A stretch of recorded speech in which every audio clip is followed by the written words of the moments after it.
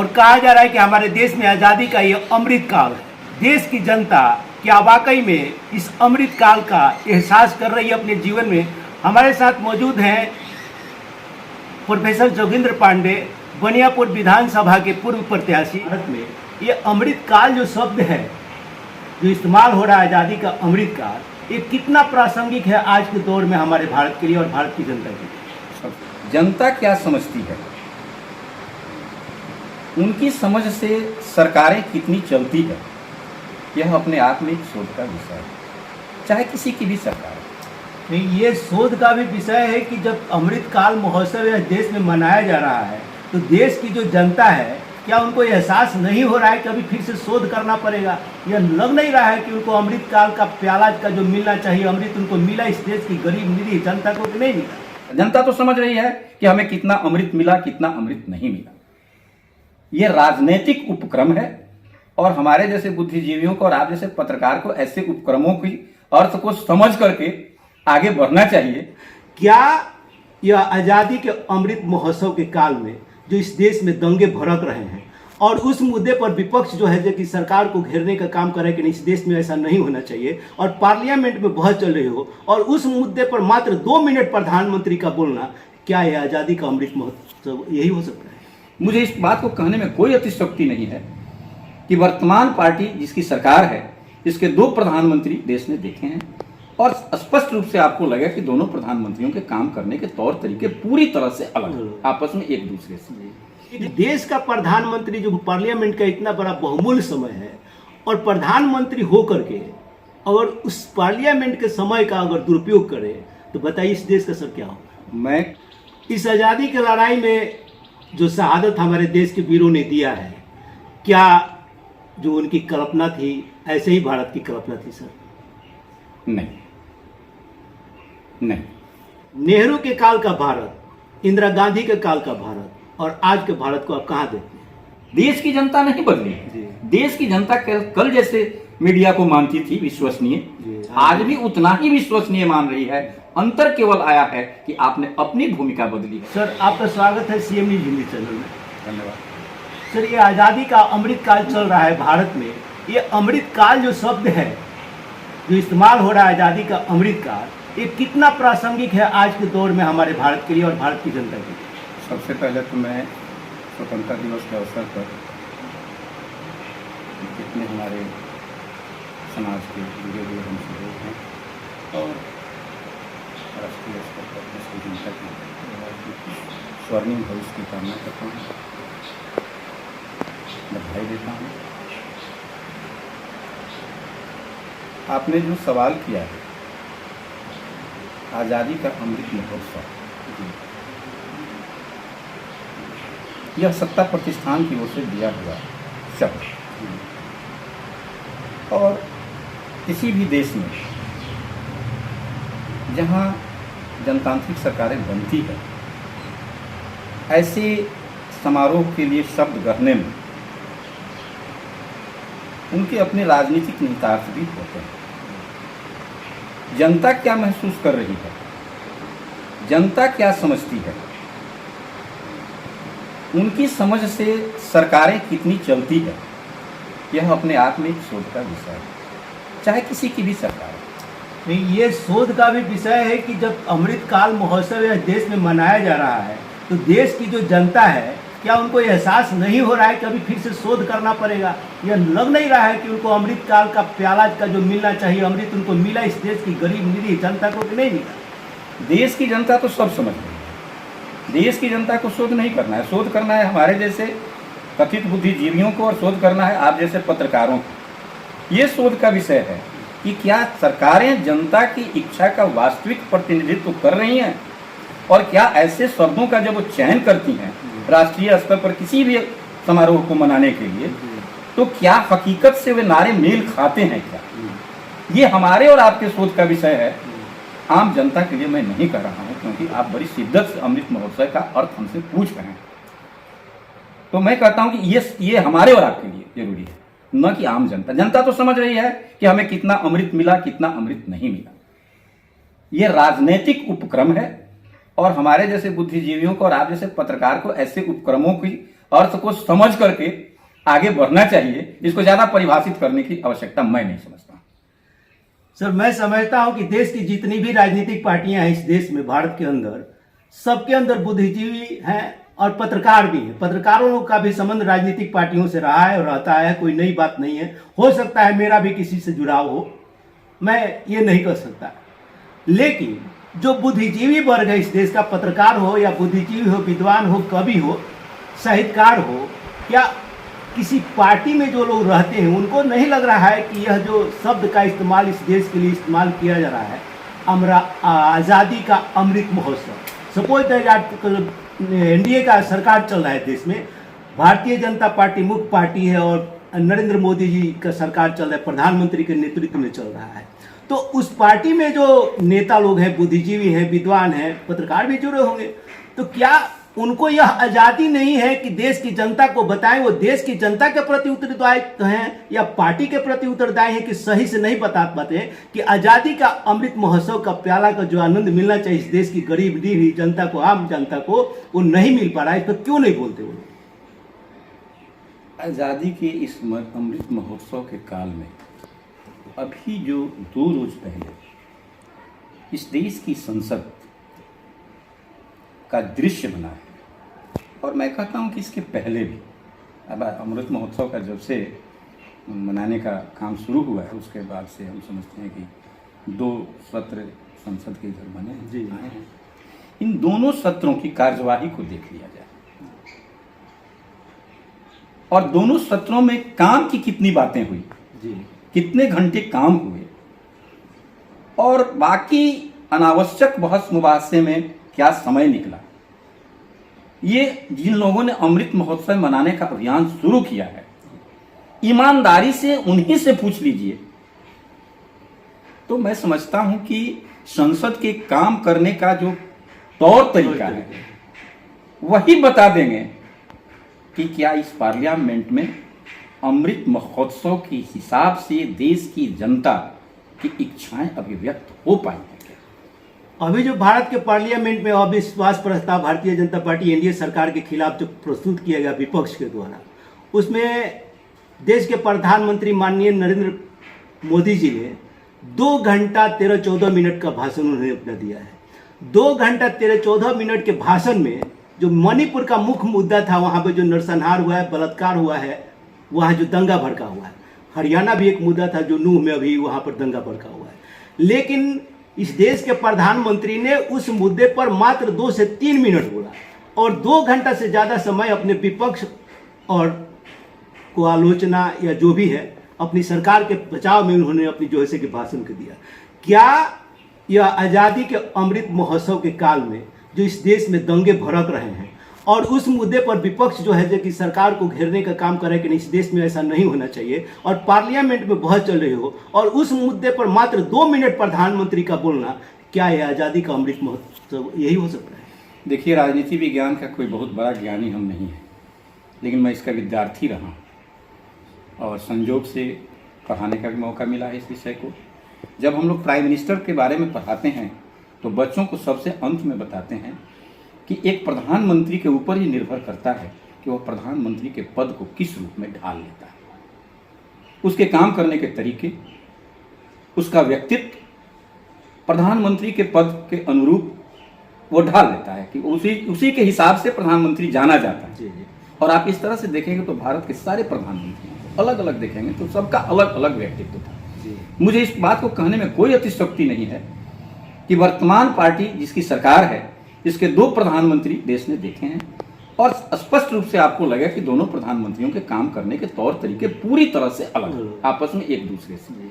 यह नहीं कहा जा सकता कि उनकी अपनी पार्टी की प्रतिबद्धता किसकी कितनी ज्यादा थी।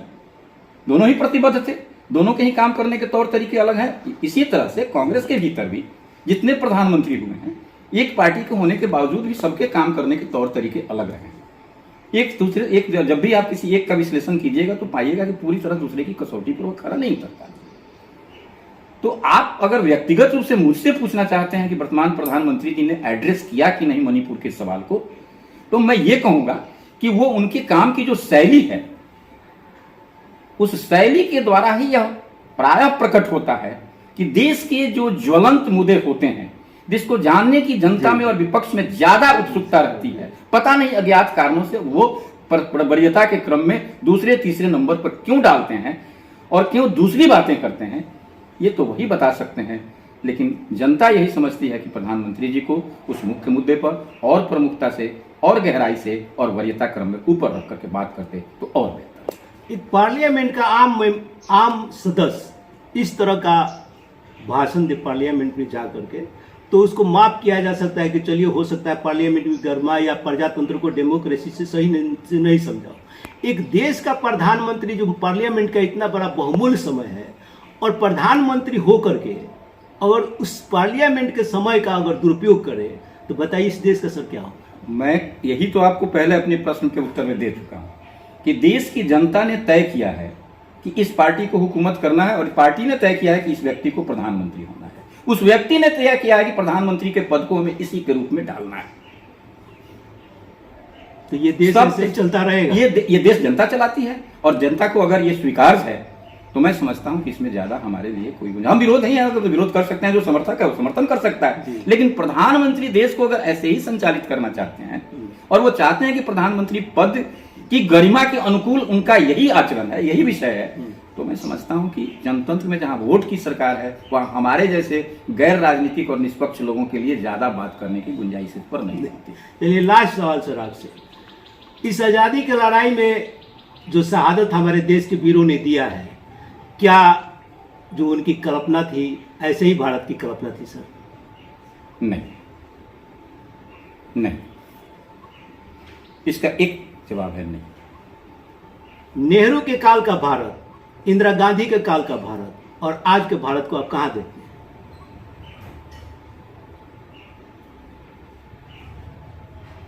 देखिए, किसी एक सरकार या किसी एक प्रधानमंत्री के काम से इतनी जल्दीबाजी में यहाँ की 140 करोड़ लोगों की जो मेहनत से बनाई हुई ये स्थिति है देश की, उसको एक दो झटके से कोई नहीं निकाल सकता, न उबार सकता, न गिरा सकता है। मेरी बात पूरी समझ।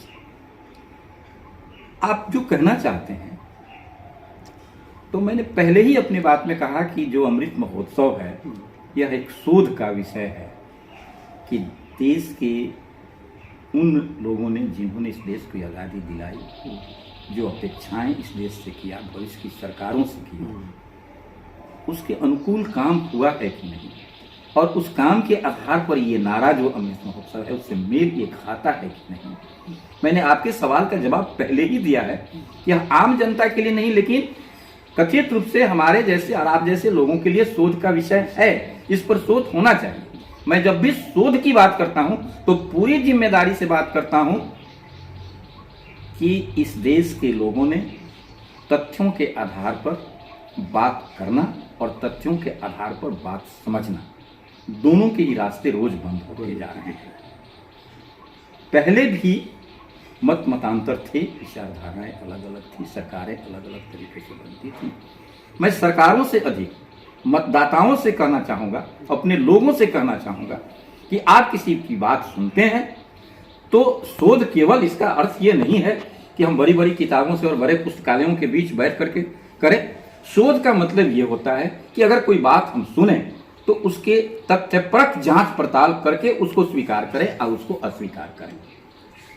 तो आप सरकार की बात जब सुनते हैं तो सरकार की बात से इतर जाकर के हकीकत क्या है यह जानने का जब प्रयास करेंगे तो आपके सवाल का जवाब आपको खुद मिल जाएगा। और अब हिंदुस्तान वहां खड़ा है जहां एक पिता कह सकता है पुत्र से कि बेटा, कल संसद में मैं भाषण सुन रहा था फलाने का, राहुल गांधी का, नरेंद्र मोदी का, महुआ मोइत्रा का, जरा ये बताओ कि ये बात वो कह रहे थे ये कब हुआ बाबू।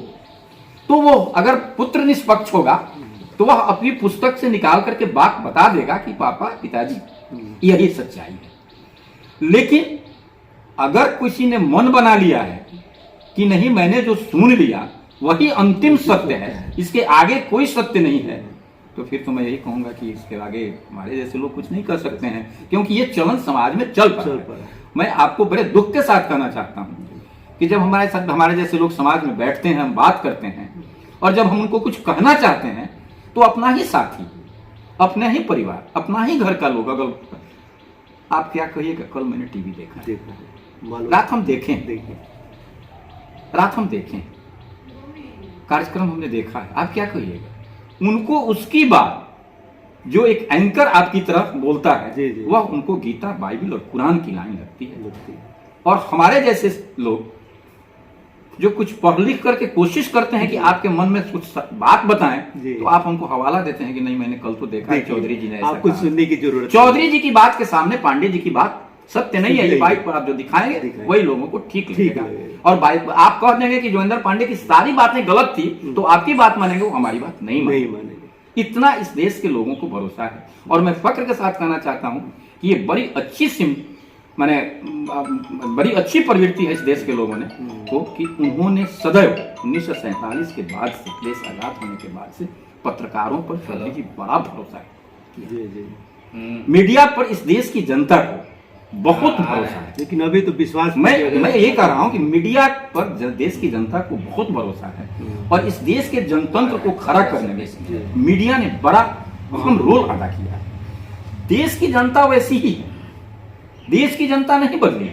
देश की जनता कल जैसे मीडिया को मानती थी विश्वसनीय, आज भी उतना ही विश्वसनीय मान रही है। अंतर केवल आया है कि आपने अपनी भूमिका बदली है, पात्र ने अपना कमीज बदला है। श्रोता तो बैठ करके आपको आज भी देख रहे हैं। ये आपको निर्भर करता है कि आप हमको क्या बताना चाह रहे हैं। आज मीडिया गोदी मीडिया बन गया है और लग रहा है कि एक नए मीडिया का इस देश में जन्म हो गया है। आपकी बातें वहां पर इशारा कर रही हैं। तो अब ये देश की जनता को सोचना है। हमारे सर ने, आदरणीय प्रोफेसर जोगिंदर पांडे जी ने, जो बनियापुर के पूर्व विधानसभा प्रत्याशी हैं, इन्होंने सारी बातें इशारों में सारी बातें उन्होंने की है। ये समझने की एक बहुत बड़ा इन्होंने बात किया कि इस देश के बुद्धिजीवी और विद्वानों को समझना पड़ेगा।